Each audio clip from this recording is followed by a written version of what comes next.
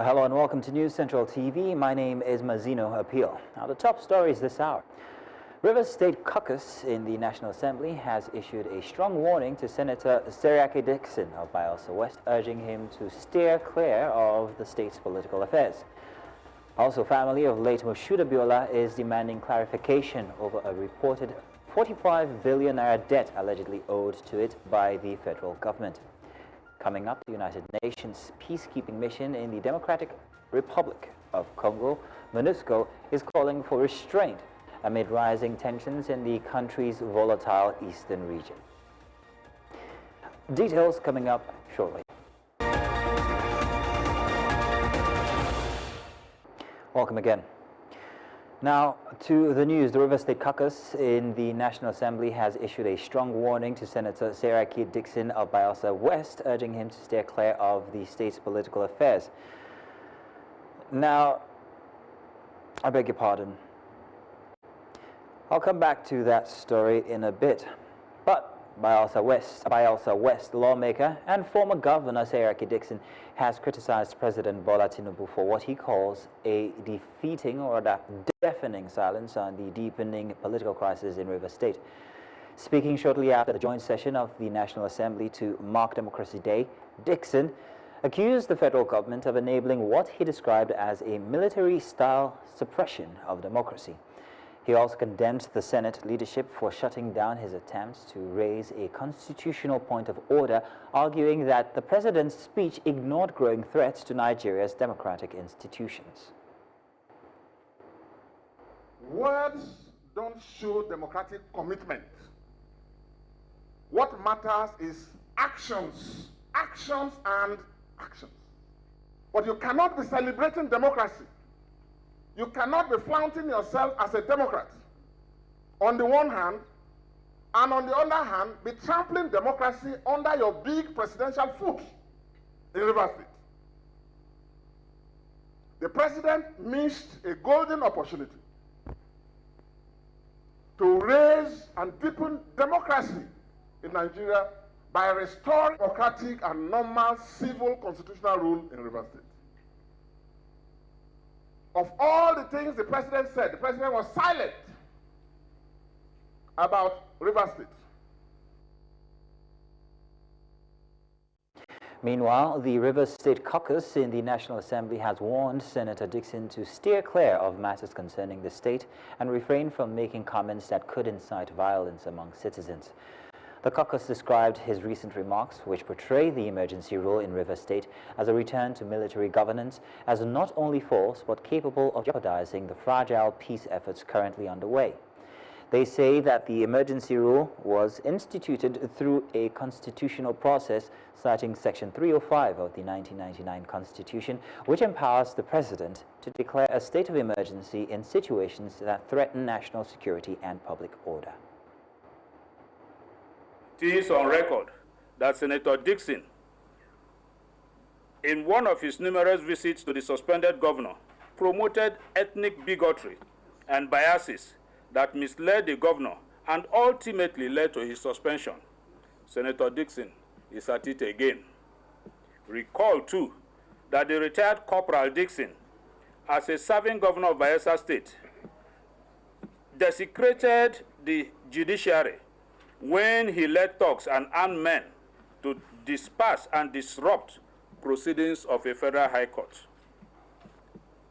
Consequently, the caucus cautions Senator Seriake Dickson, the River State caucus, unequivocally and clearly sends a clear caution and warning to Senator Seriake Dickson to stay clear from inciting Rivers people into any form of violence or attempting to cause any breakdown of law and order in our state. He is from Bayelsa State. If he wants to cause problem or crisis anywhere, let him go back to his home. Now, the family of late Moshood Abiola is demanding clarification over a reported 45 billion naira debt allegedly owed it by the federal government. The issue resurfaced after former Jigawa State Governor Sule Lamido urged President Bola Tinubu to settle the claim as an act of justice. Lamido said Abiola's company completed major telecom contracts in the 1970s that were never fully paid for. Speaking at his memoir launch in Abuja, Lamido called the debt double punishment, noting Abiola's 1993 election victory was annulled and he was denied payment. Responding, Abiola's son, Jamiu, said the family needs more details before taking a stance. The call has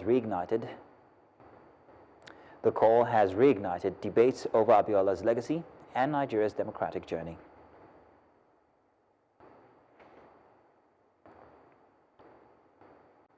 Meanwhile, Vice President Kashim Shettima has emphasized the need for reforms as a tool to ensure good governance and development, with citizens reaping the dividends of democracy.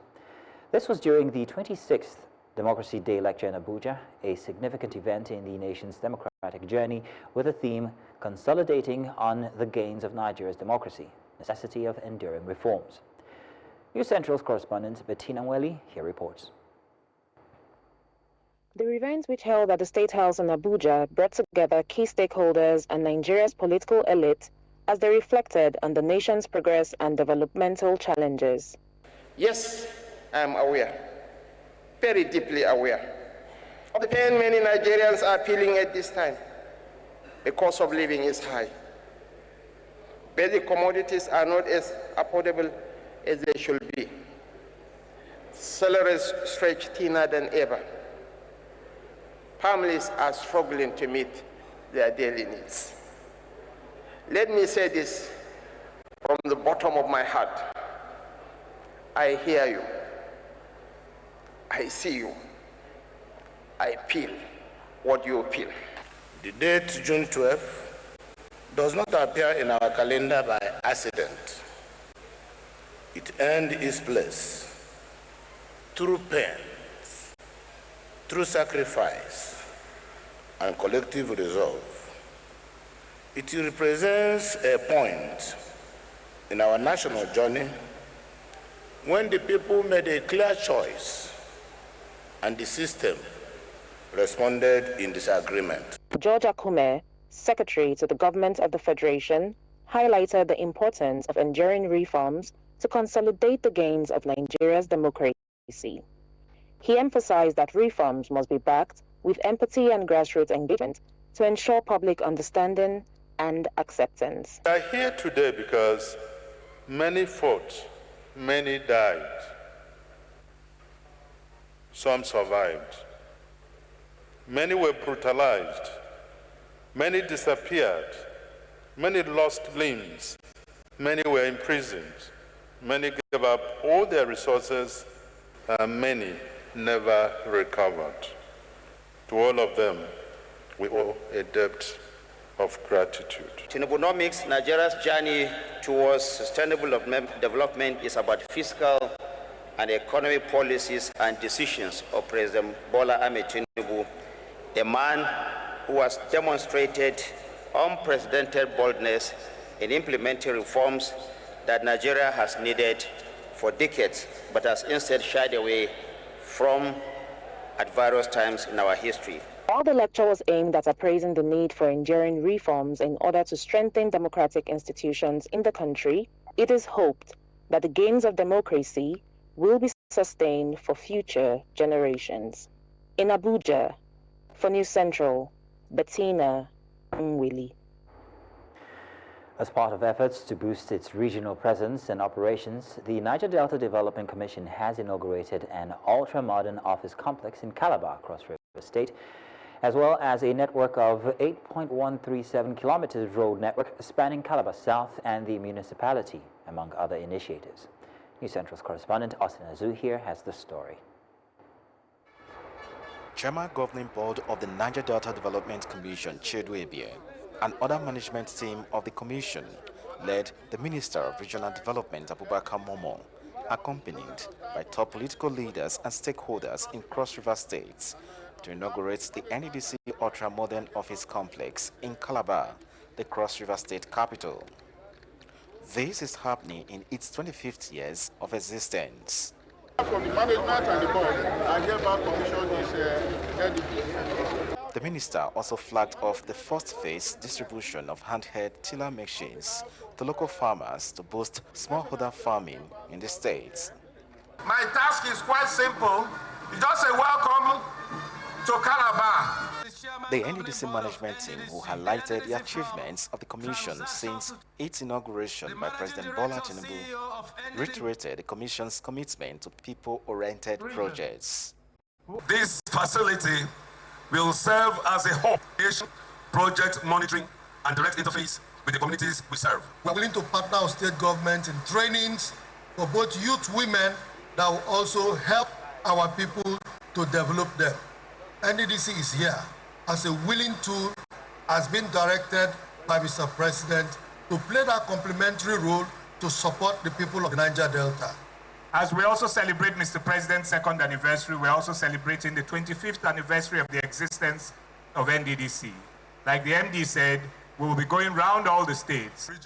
In their separate goodwill messages, Chairman of the Senate Committee on NDDC, Asukwo Ekmom, and the representative of the state governor, Pius Akmom, commended NDDC for its developmental strides in the Niger Delta region. Under the leadership of the present board and management, we are witnessing a decisive shift. The board has brought much needed stability, focus, and continuity. Not only has it undertaken new and impactful projects across the region, but it has also shown the discipline and commitment to complete legacy projects that we previously abandoned. This renewed sense of purpose and continuity is restoring trust and delivering tangible dividends of development to our people. The Minister of Regional Development, Abubakar Momo, revealed that President Bola Tinubu's support has been instrumental in the transformation of the NDDC.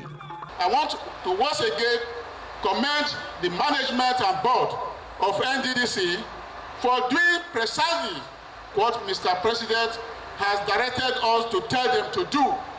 Some residents of Calabar who witnessed the inauguration of the 8.137-kilometer road shared their experiences. For quite a long time, so this road was very bad. But when this administration come out, I've seen a very big difference. They come right and repair this road and make it comfortable for us and a straight line also. Initially, downhill don't used to be like this. It's a kind of a when rain falls, erosion can carry you. But to the glory of God and thanks to NDDC. The NDDC has scheduled multiple projects for inauguration in the coming days to mark its silver jubilee. In Calabar for News Central, Austin Azu. Now, when we return, Tempolo on Tinubu reforms. We'll be right back.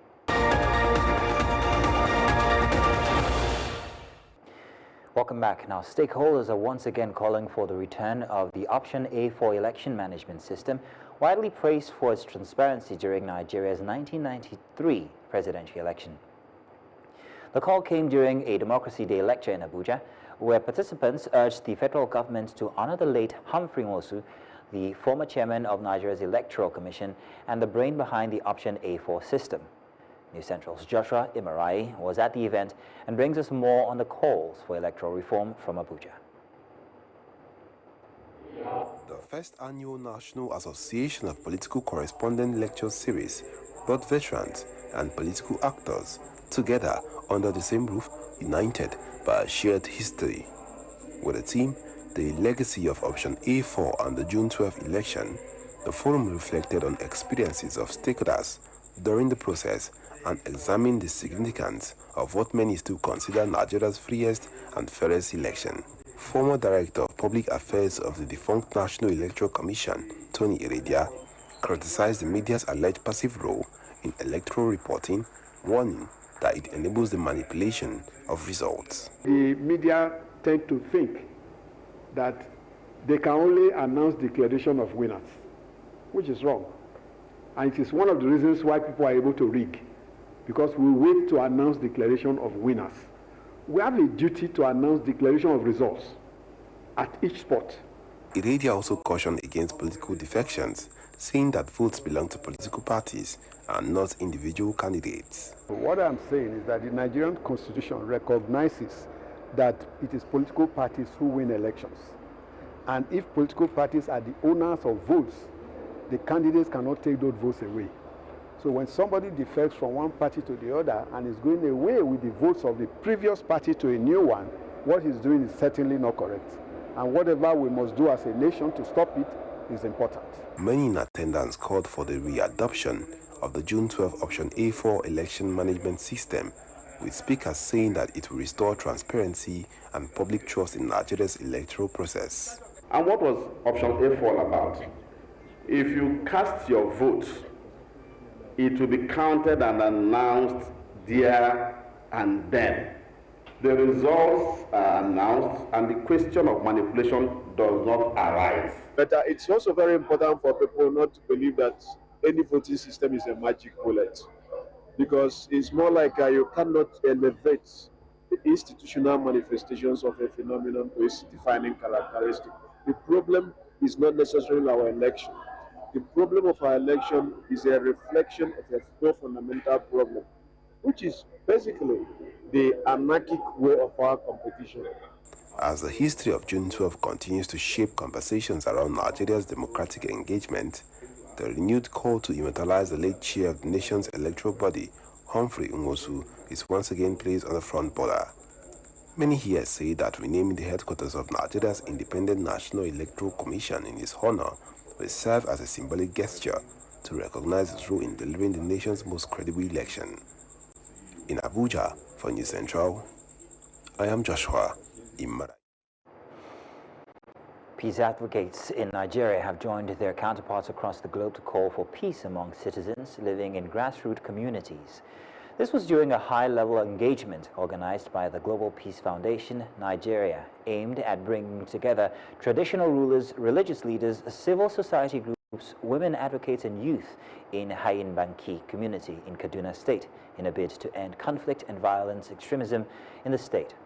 News Central's correspondent Aishat Salihu compiled this report. Communities in Kaduna State have grappled with ethno-religious crises that have claimed hundreds of lives and destroyed properties worth millions of naira. To address this, peace advocates are charting a new path aimed at promoting dialogue and religious tolerance in a bid to eradicate conflict and violence, with citizens at the grassroots playing a key role. Let's talk to each other. What are those areas we don't understand about ourselves, so that it will further brings us together, unite us together, and improve our level of tolerance among ourselves. And those of us who know this community know how important it is, and we don't want it to ever happen again. So we're engaging them in understanding the importance of working together, dialoguing to solve problems. The traditional ruler of Hayinbanki, Mahmoud Galadima, commended the strides made in local peace-building efforts. He urged other communities to adopt a dialogue-based approach in resolving disputes and strengthening social cohesion. For the other places that are not in this situation to embrace peace and dialogue so that they can exist peacefully. Residents in the community highlighted the transformation in Hayinbanki, where Muslims and Christians now live in harmony, describing it as a model for other communities to emulate to foster peace and unity. There's improvement of relationship between Christians and Muslims. It goes together, and then it has really helped us. We begin to see the improvement. Peace is coming back to Hayinbanki. Then we have peace in this community, Hayinbanki. But due to one thing or the other, then misunderstanding started coming. This is to live in peace as Hayinbanki. We are trying and hoping that nothing will happen to any religion in Hayinbanki. Pagans, Christian and Muslim, we are living in peace, and we pray to others to live in peace like Hayinbanki. Hayinbanki community prides itself as the first settlement in Kaduna North local government area that enjoys a lot of goodwill, not only from the local authorities, but one that has created a sense of belonging to all residents, irrespective of ethnic, religious, and cultural beliefs. A coalition of political actors under the African Democratic Congress, ADC, converged on Lagos for a strategic meeting focused on building alliances and promoting credible leadership in Nigeria. The event brought together stakeholders from across party lines under the theme Convergence of Political Partners, Strengthening Alliance for a Better Nigeria. News Central's Suwese Anyo has the details. The African Democratic Congress, ADC, says the time has come for realignment among political forces committed to a better Nigeria. We have a faulty selection system in Nigeria. At its convergence meeting in Lagos, party leaders, supporters, and coalition members discussed ways to foster unity, equal rights, and credible leadership across all levels of governance. This is a convergence of the partners, political partners, in the formation of a coalition to become a credible alternative and an effective opposition with the intention of forming a future government of Nigeria in the next election. We are here as aspirants from former political parties to come and express ourselves in a party that is more democratic. The group also encouraged Nigerians, particularly young people, to register and vote in large numbers in upcoming elections, saying participation is key to national transformation. We have to create a strategy that works. Lagos State has the lowest turnout rate in Nigerian politics. We can actually bring good candidates forward that will actually help the Nigerian masses to have good representation in the House of Assembly or House of Representatives or the Senate. Speakers at the event emphasized the importance of electoral reforms, describing them as essential to building trust and ensuring free and fair elections in Nigeria.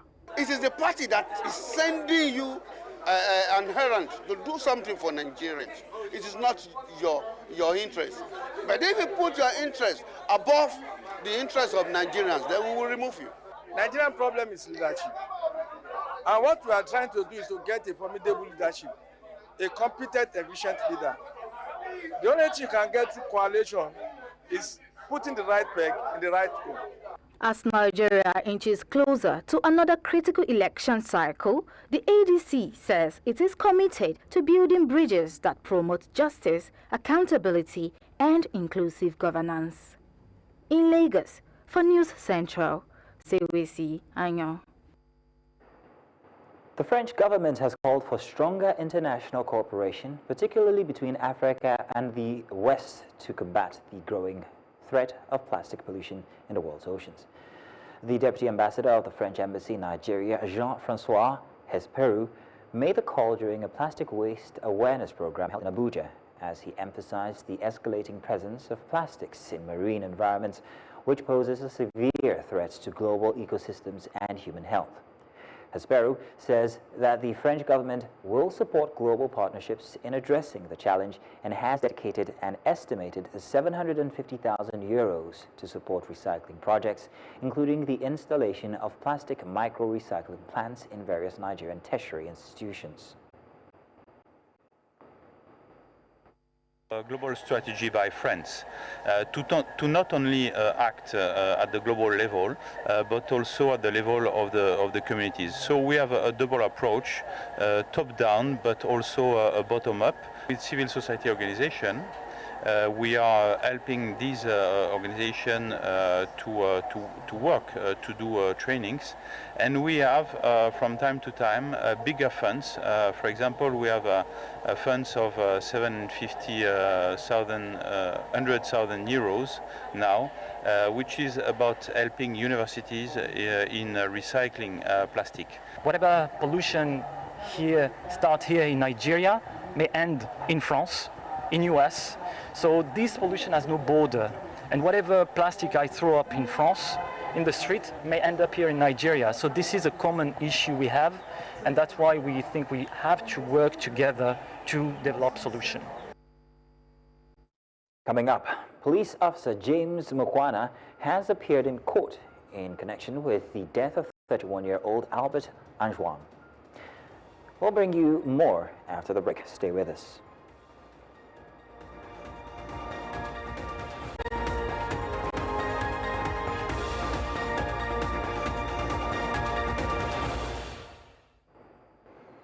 Welcome again. Back to security matters now. Chairman of Tantita Security Services Government, Ekpemu Polo, popularly known as Tompolo, has urged Nigerians to remain patient as the Tinubu administration's economic reforms begin to yield results.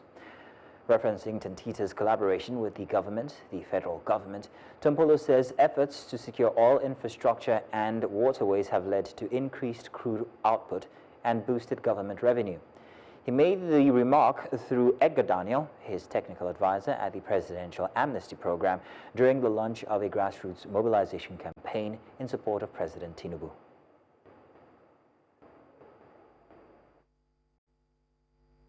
We've seen the upward production of oil and gas. This contract with Tantita has brought about social stability in the Niger Delta. It is not where we want to be, but it is the direction the vista want to travel to get to our trajectory, to make the country functional for every one of us.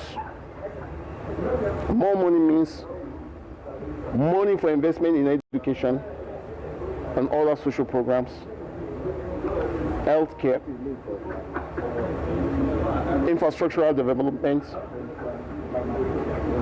better economic environments. I can tell you categorically that virtually every region of this country have benefited immensely under this administration. They should also look back and see what their children are benefiting. And they should also open their minds to tap into the goodies in this government. There are a lot of goodies. Virtually all zones were captured in this administration in terms of employment and an appointment. In Niger Republic, 2 journalists have been jailed for allegedly plotting against state authority following a report on the country's security ties with Russia.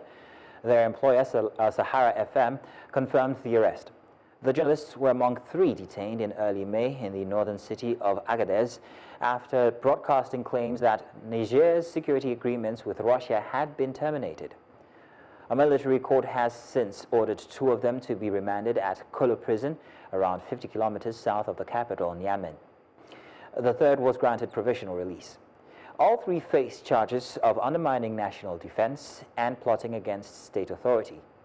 Since the 2023 military coup, arrests of journalists have become increasingly common, raising alarm among global press freedom advocates. Niger currently ranks 83rd in the 2025 Press Freedom Index by Reporters Without Borders. Now, South African President Cyril Ramaphosa has visited the sites of devastating floods that have left at least 78 people dead in the southeast of the country. Ramaphosa's visit comes amid criticism of authorities' early response to the disaster, which was caused by an extreme weather front that brought heavy rain, strong winds, and even snow to parts of the province. Forecasters warned about the extreme weather last week. Meanwhile, Gift of the Givers is actively assisting flood victims in the Eastern Cape, South Africa, particularly in the Amathole and OR Tambo district municipalities. They have deployed emergency teams and are providing essential relief items like food, water, hygiene packs, and blankets to displaced individuals and families. In Mthatha, a local shelter is offering urgent relief to residents displaced by the devastating flood in South Africa's Eastern Cape province. At least 78 people have died, with entire communities left in ruin.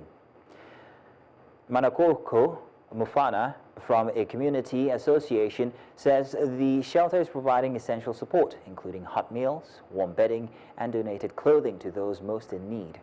Relief operations are ongoing as government agencies and volunteers race to assist displaced families and restore basic services. Authorities have pledged emergency aid, while humanitarian organizations are calling for more support to rebuild affected communities and strengthen food defenses, or rather flood defenses. Apho amanzi aye angenela abantu onzakele, izindlu zabantu ziwile, abantu basweleka, and i-survivors, that is abasindileyo, bagcinwe kumahholo okuhlala. So singulo mbutho ke ngoku phakathi kwabantu abancedayo. Size apha ke njengoba nibona abantu bakhona apha sizonikezela ngokutya siphekile sizonikezela ngempahla singabantu abantu bahlelise kula maholo thina into enzekileyo ndisindiswe ngumntana wam uthe mama ndifuna ukuchama ebusemusa xa ehamba eyochama ebuya phambi ko-5 ubuya uthi mama kukhona iqabaza elilapha endlini ulibonile na ndithi hayi ndizophuma ndiphethwe kubuthongo babekho umoya ubusuku bonke kukhwisha imvula ingazanga ngamandla but ndiye ndavuka ndaziphosa phantsi nguguma uye wandingxamela umntanam wathi mama jonga eli chaphaza xa ndijika ndajika nahamba naye sithi ngum xa ndifike sithi ngum nangamanzekile egeyithini aza namandla into endiyenzileyo ndiyengafuna ucala ke ngoku ndavusa ebhedini. The United Nations peacekeeping mission in the Democratic Republic of Congo is calling for restraint amid rising tensions in the country's volatile eastern region. Speaking at a press conference, MONUSCO Chief Bintou Keita said the mission is working to de-escalate the ongoing conflict between the Congolese government and M23 rebels. Fighting has intensified in recent weeks, forcing thousands to flee their homes and deepening an already critical humanitarian crisis. Keita reaffirmed MONUSCO's commitment to protecting civilians and backing dialogue for a peaceful resolution. She also noted that the mission is gradually transitioning security responsibilities to Congolese forces as part of a phased withdrawal plan. Venu à Goma dans un esprit d'écoute et d'échange. Cette visite intervient à un moment critique dans un contexte de tensions persistantes il y a quelques jours de mon briefing devant le Conseil de sécurité des Nations Unies. Aujourd'hui, j'ai rencontré le leadership de l'Alliance Fleuve Congo, AFC M23. Cette rencontre s'inscrit dans le cadre d'une continuité d'efforts conjoints entamés depuis quelques mois au profit de la population. Comme vous le savez, avec la facilitation du CICR, du gouvernement congolais, de l'AFC M23 et de la MONUSCO, 1359 éléments des FARDC et de la PNC ont été transférés de Goma à Kinshasa. La MONUSCO reste engagée à appuyer toutes les initiatives susceptibles de favoriser une désescalade des tensions. Les responsables de l'AFC M23 ont exprimé leur volonté de trouver une solution pacifique à la crise. La MONUSCO reste également disposée à apporter des appuis nécessaires à toutes les initiatives de paix en cours. And in Kenya, a police officer, James Mukwana, has appeared in court in connection with the death of 31-year-old Albert Anjwang, a teacher who died last weekend while in police custody. He had been arrested over social media posts criticizing a senior police official. Anjwang's death has sparked outrage and reignited public anger over police brutality in Kenya. Rights groups and ordinary citizens are demanding justice, describing the incidents as yet another example of unchecked abuse by law enforcement. The Independent Policing Oversight Authority has launched an investigation into the case. Meanwhile, Anjwang's grieving family is calling for full transparency as pressure mounts on the government to take stronger action against police misconduct. For the ruling, whether he is going to be in custody or released. Are we together? We are together. So we can have it on the 20th of this month for ruling. We, however, wish to say that, like one of the people who was arrested yesterday, we are informed is a police constable from Central Police Station. We take note of that, but we wish to say that a police constable is the junior most officer in the hierarchy of the police, and does not have control or does not run a police station. What that means, therefore, is that we expect much more from these investigations. We expect to see more senior people taking responsibility. We expect to see people who are the masterminds of this heinous act that took the life of our brother taking responsibility. The stories the policemen are telling all the security operators is so inconsistent, which is very clear is a lie, because to tell a lie is the most difficult thing I've ever seen. But to say the truth, you just say it is, and it will coincide with everything else that we know. So we don't want distractions. The officers are giving too many information, which are too much contradicting for strategic reasons that they know, and we are aware of those things. So what I want to tell Kenyans is that we are mourning. Let the family mourn their way. Pia kuona wengine wakishikwa na wengine wa ngazi za juu. Kama tunavyojua, afisa constable ni moja ya vitengo vya chini kabisa. Huyu constable hawezi kuwa anafanya kazi bila ya amri. Kwa hivyo tunataka kuona na wengine pia wakishikwa wa ngazi za juu. Tunaelezewa technician amekuja ambaye alihusika na ile CCTV pia ni kama amekamatwa tunavyoelezewa. Huyo technician alikuja pale kwa kazi. Aliitwa na nani? Inasemekana alilipwa 3,000. Alilipwa na nani? Kwa hivyo haya maswali lazima yaweze kujibiwa. Tusitafute sababu ya kushika walioko chini peke yake, the small fish, alafu tunaacha wale wengine. Still ahead, emergency crews respond to Iranian missile strike in central Israel. Details of this after the break. Stay with us.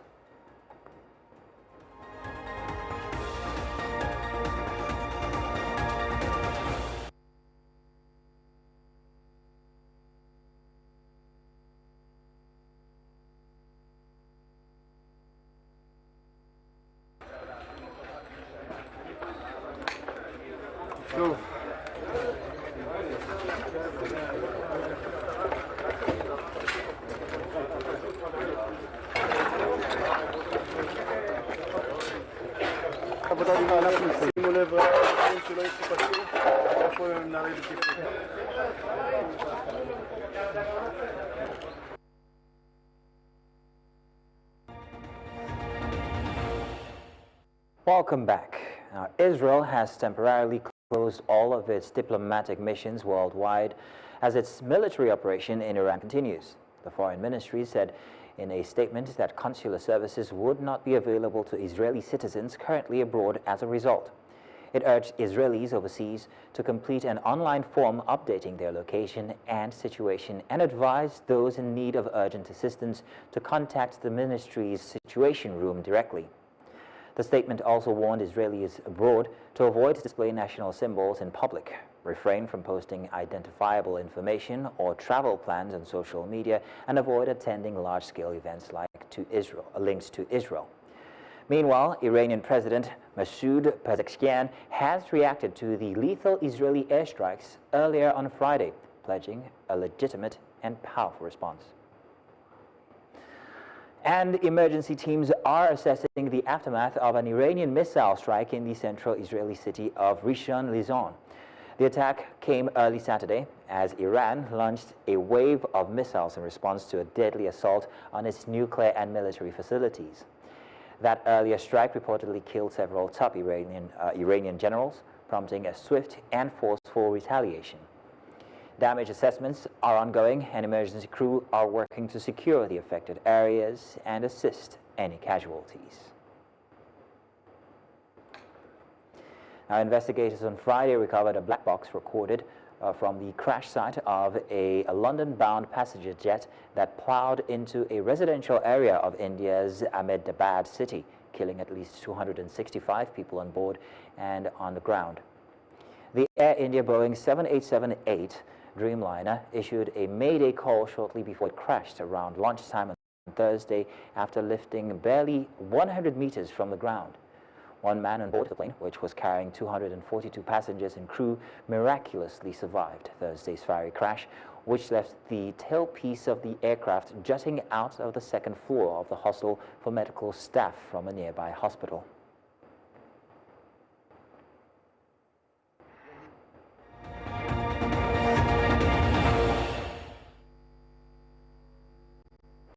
Sports now. Ezekiel Nathaniel and Samuel Ghazi delivered standout performances at the 2025 NCAA Track and Field Championships, making history for Nigeria. Nathaniel shattered his own national 400-meter hurdles record for the fourth time this year, winning in 47.49 seconds. The Bayer athlete now holds the fastest collegiate time for 2025, ranked second globally this year, and is the third fastest African ever. This marks the fourth time Nathaniel has broken his own national record in 2025. In the 400 meters final, Samuel Ghazi clocked 44.84 seconds to end Nigeria's 26-year NCAA title drought in the event, last won by Clemens Chukwu in 1999. The University of Alabama sprinter also became the school's first 400 meters champion since Kirani James. And Super Falcons goalkeeper Chiamaka Nnadozie has officially departed French club Paris FC after 5 successful seasons.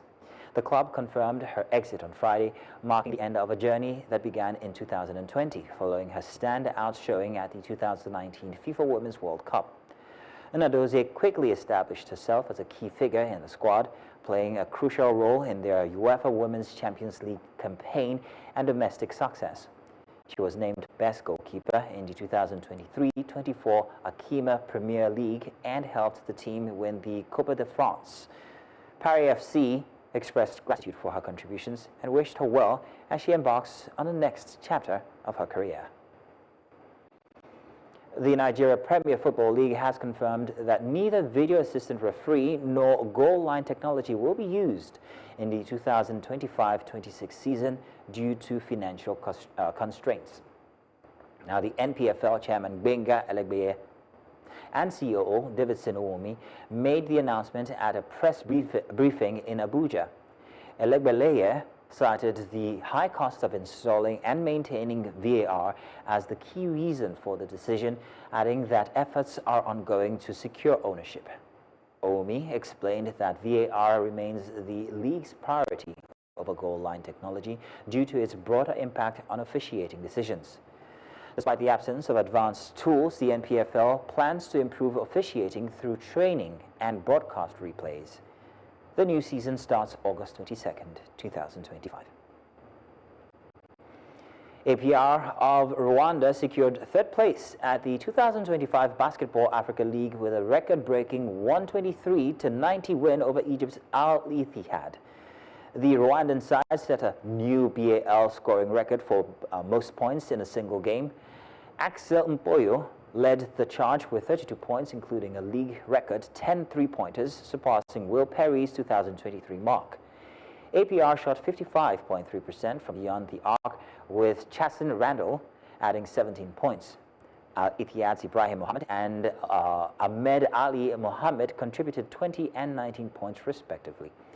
The season concludes with a historic final between Al Ahly Tripoli and Petro de Luanda at Sunbet Arena. And that's all this hour. But before we go, let's take another look at some of the major stories brought your way. Rivers State Caucus in the National Assembly has issued a strong warning to Senator Sierra K. Dixon of Bayelsa West, urging him to steer clear of the state's political affairs. And family of late Moshood Abiola is demanding clarification over a reported 45 billion naira debt allegedly owed to it by the federal government. And United Nations peacekeeping mission in the Democratic Republic of Congo, MONUSCO, is calling for restraint amid rising tensions in the country's volatile eastern region. Now, do remember, you may send your eyewitness reports to the WhatsApp number on your screens now. And do follow us on social media. We are at News Central TV. You can watch News Central live on DSTV channel 422, GoTV channel 23, Star Times 274, Avo TV, and of course on YouTube. Many thanks for watching. My name is Mazino Appeal.